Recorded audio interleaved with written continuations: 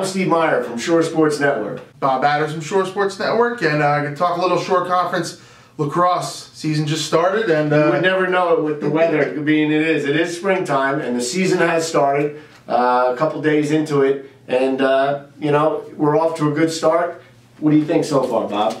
Not too many games. You know, we've had a couple days. The rough weather in March really put a damper on the preseason for a lot of teams. So not a lot of scrimmages. Teams still kind of working in. It's going to feel like the preseason probably for this first couple weeks. So no real big games of consequence yet. Most teams have not gotten into their division schedules at all. We've only had a handful of division games so far. So again, we're kind of easing into the season, and as April starts to come into full swing. A lot of kinks for people to get out in the game, and coaches to see who can play what and what's doing what. A lot of youth out there, so I would imagine it's gonna come along slow, but sooner or later you'll start seeing the kids really hitting it. I'd say so. As the weather warms up, so will the action. So looking forward to it. Well, let's get into like top teams. You know, who are we looking at the top?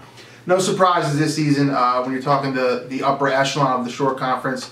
You're going to start with Manasquan, Rumson Fairhaven, and Christian Brothers Academy. 3 of those 4 teams were in the Shore Conference Tournament Final Four last season. And those teams have been the perennial teams over the last several years that have been in there on championship weekend. And in the case of Manasquan and Rumson, competed for sectional titles. You know, Manasquan is a pretty loaded team, to say the least. They bring back a lot of talent, even though they lost a lot of talent last year.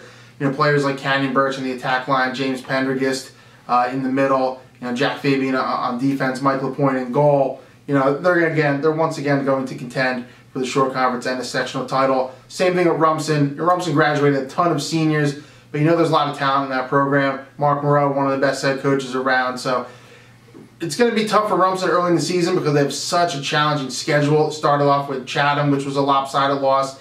Games against Watchung Hills, Westfield. Wow. And we're talking about some of the elite teams in the state. That's some good lacrosse. Absolutely, but you got to be confident Rumson's going to be there in the end.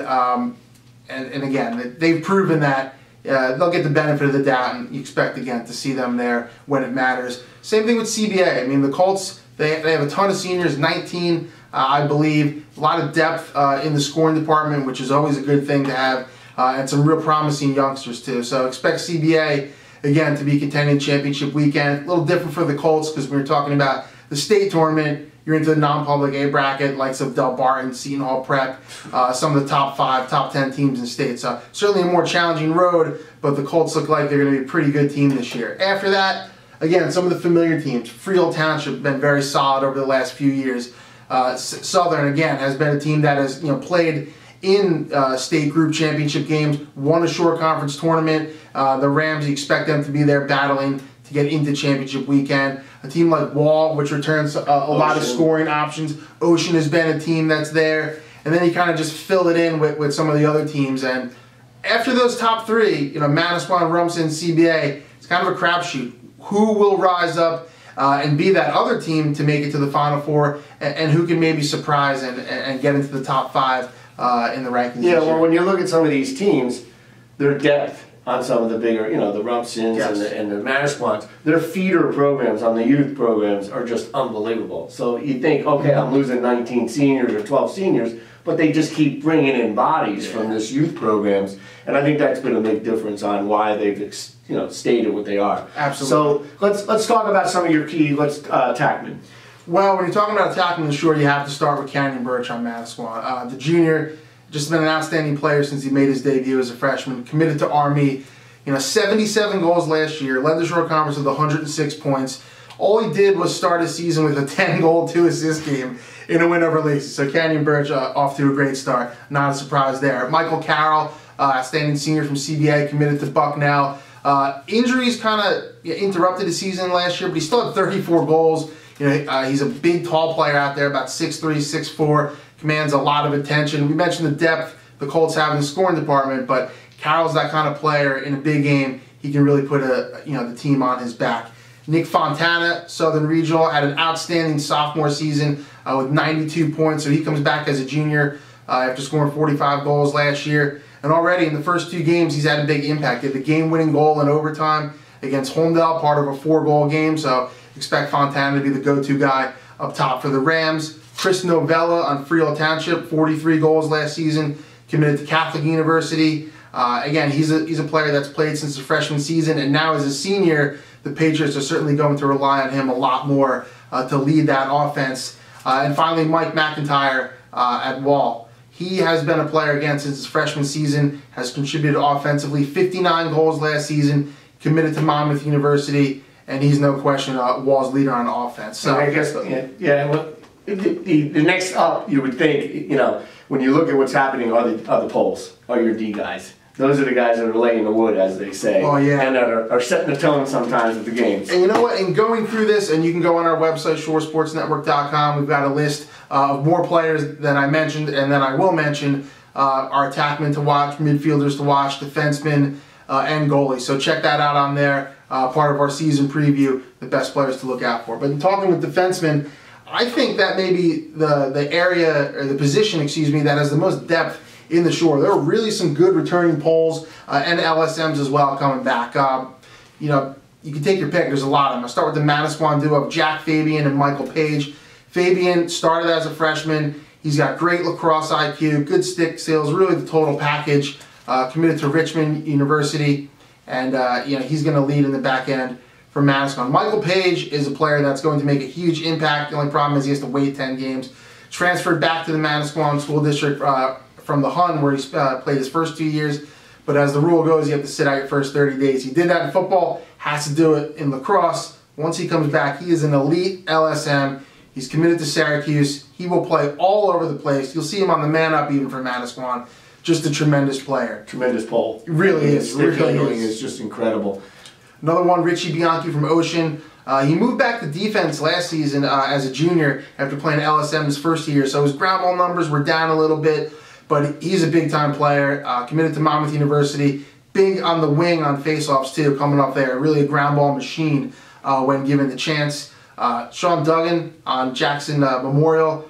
Really had a big year last year, 130 ground balls. He had 17 points, which for a defenseman is crazy. He even had a 7-point game, which I'd love to have good archives to go back and say definitively that that's the Shore Conference record for points by a defenseman in the game, but if not, it's up there. 7 points for defenseman in the game. When those guys are coming down and they rip it, it's crazy. It's quite a thing to see. You've also got Stephen Ehler on Rumson. He was part of the Shore Conference's stingiest defensive unit last year. He's the lone holdover there as a senior, so he's going to lead the way for the Bulldogs in the back end. And last but certainly not least, Chase Fairbanks on Neptune. Neptune, obviously not one of the higher profile teams in the Shore. They've improved greatly over the last 2 years under head coach Robert Schulte. And Fairbanks has been awesome as an LSM. Over 200 ground balls last season. He's the leading ground ball collector returning in the state this season. Wow. Big physical kid. Committed to Bellarmine, so he's one to look out for.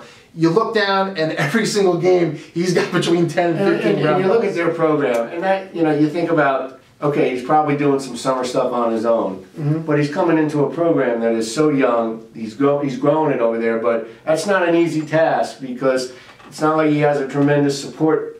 Guys are just learning, and they're just playing with him, and he's out there just doing a great job. It's quite something for the program, and it's good to see Neptune bringing in some of this talent. And with Fairbanks too, 3-sport athlete. He's the quarterback on the football team. I don't think he wrestled this year, but he was a wrestler coming up, so an athlete all around. And while we're on the topic of Neptune, one player didn't mention the attackman Kevin Klohosi, 50 goals last season for the Scarred Flyers, so having him back along with Fairbanks is a big boost for them. And let's get to the workhorses of the game, the middies, the guys that are running up and down.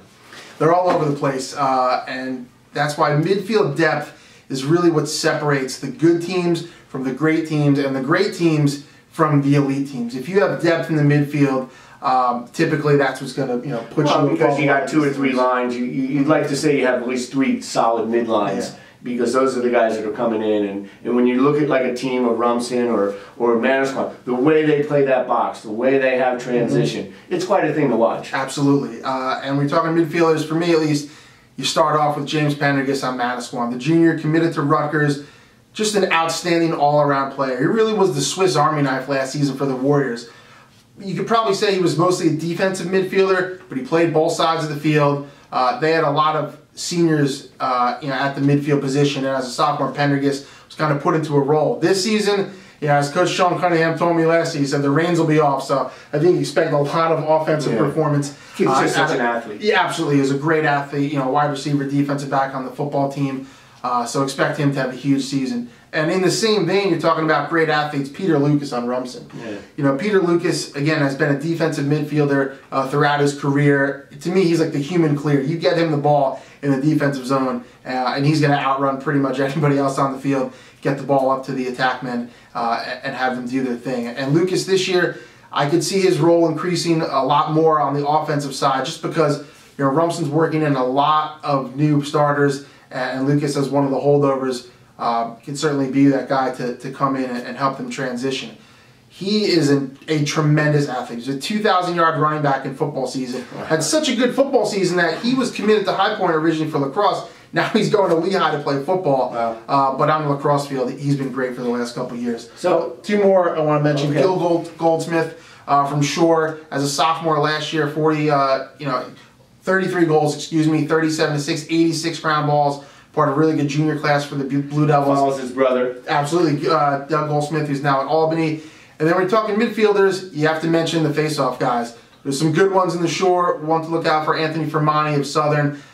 Committed to Eastern University, I believe. 70% on draws last year. So get those guys winning the draws. That can change the game. When you think about some of the face-off guys, and let's face it, that position can win you games. Okay? Because if you're at the end of the game and you get possession, that's all the difference. And there's some guys that have done nothing but face-offs, and it's become such a key part of every team that those guys are as important as anyone else. But let's get to the one guy that matters all, and that's our goalies. That's right, the last line of defense, so to speak. And again, we've got some good ones coming back in the Shore Conference this season. Justin Covey of Lacey, real good save percentage last year, 61, 200 saves. So again, he's back as a senior, looking to make an impact for the Lions. Again, we go to Manasquan, Mike LaPointe. Interesting scenario there. LaPointe, from the time he came in as a freshman, everyone looked at him and said, that's a Division I goalie right there. The problem is, he had Tommy Pollock in front of him, so he didn't start. He was primarily a backup as a freshman. Last year they split time, but now that cage for the Warriors is LaPointe's and LaPointe's only. And again, he is a very good goalie. We're going to get to see him in every game, just how good he is. So again, a standout there for the Warriors. Nick Roberto on Howell, starter last season, an all-division player in A North. He's going to be key for what the Rebels want to do. Really leaning on defense this year is Howell, if they're graduating pretty much all their top scorers from a season ago. Nick Tusillo on Homedale, kind of quietly had some really good numbers. I didn't even realize that really until I was looking at some of the stuff from last season. 61% on saves, and he's had a good start to the season, a couple low-scoring games for Homedale. And one player I want to mention is CJ Hansen from St. John Vianney. He's a football player first and foremost. He's an FBS recruit as an offensive lineman. And you might be thinking, offensive lineman, you must be pretty big. Yes, 6'5", 285 pounds. That's a big guy in a goal. You don't see dudes like that in the lacrosse cage very often. And Hansen, he's not just a big guy, he's athletic. He can get out and move. I remember last year in the game, he had a great run. We had a goalie run all the way, zigzagging his way through the opposing team and almost scored a goal. These are very special individuals that will hop into a goal when you have guys firing a very hard ball at you, close to 100 miles an hour in some cases. And they all have is a little chest protector on. So these are very, very interesting and unique individuals. But another key to that, the goalie is, for a lot of these teams, they had a freshman guy that went all the way through. So the next guy up, sometimes it's his shot to get in there because maybe he's only had a year or 2 years, opposed to some of these other positions where there's guys in and out. Because you really don't switch in goalies. No, not really. I mean, it's the one position where there's one spot on the field. So in some cases, you will get players mixing, as I mentioned with LaPointe. I mean, he was too good to just stash on the bench. When you have 2 good goalies, sometimes you do try to work them in. Freehold Township does that with Billy Patton and Aiden Purcell. But you're right. A lot of the time, it's, okay, it's your turn, you're up, and we'll see what we can do. So, again, there's probably going to be some kids that step forward in their first year as goalies. We'll probably be talking about in a couple months as having very good seasons. Well, it's one of those positions that, you just can really see a kid grow. And they get it, and they just explode, and they just work with the team. It is unique. Well, that starts season. We're off to quite a bang here. Hopefully the games will start getting a little warmer. and you'll be able to enjoy it. But feel free to check out Shore Sports Network, where we have our scoreboard for boys, and we've also added a scoreboard for girls this year. So we'll be putting up their games and scores throughout the season. So I'm Steve Meyer from Shore Sports Network. I'm Bob Batters, and we'll see you guys throughout the season. Thanks for checking it out. Bye-bye.